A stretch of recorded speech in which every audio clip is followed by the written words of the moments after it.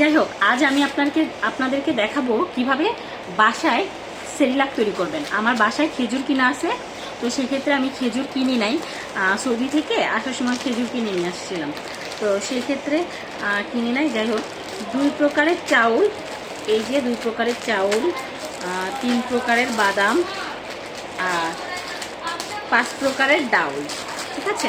তো এইগুলা ভালো করে, বিশেষ করে ডাউল মানে সবগুলাই ফার্স্টে মানে ধুতে হবে, ধুয়ে ভালো করে রোদ্রে শুকাতে হবে। রোদ্রে ভালো করে শুকানোর পরে কড়াইতে করে ভেজে নিতে হবে। ভাজার পরে এই যে এরকম একটা চাটনি আপনারা কিনে নেবেন, চাখার পরে এভাবে করে নেবেন।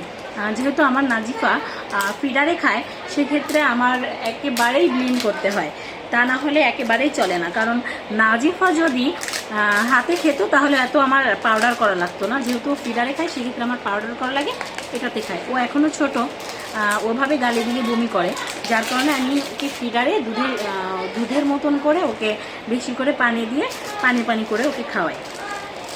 এটা খিচুড়ি বললেও চলে, আবার সেরিলাক বললেও চলে, যেহেতু সব খিচুড়িতে চাউল ডাউল দিলেও চলে। তো এর ভিতরে আপনারা আরেকটা জিনিস অ্যাড করতে পারবেন, সেটা হচ্ছিল ধরেন আপনারা মাংস রান্না করতেছে। তো যাই হোক, আপনারা সবাই ভালো থাকুন, সুস্থ থাকুন। এই হচ্ছিল আমার সেরিলাকের আইটেম। আপনারা এইভাবেই বাসায় সেরিলাক তৈরি করবেন। সবাই ভালো থাকবেন, সুস্থ থাকবেন। আর এটা করার সময় অবশ্যই আপনাদেরকে দেখাবো, যেহেতু আজকে কিনে নিয়ে আসছি। আর কিভাবে করবো আপনারা সাথেই থাকুন, সঙ্গেই থাকুন। আল্লাহ হাফেজ।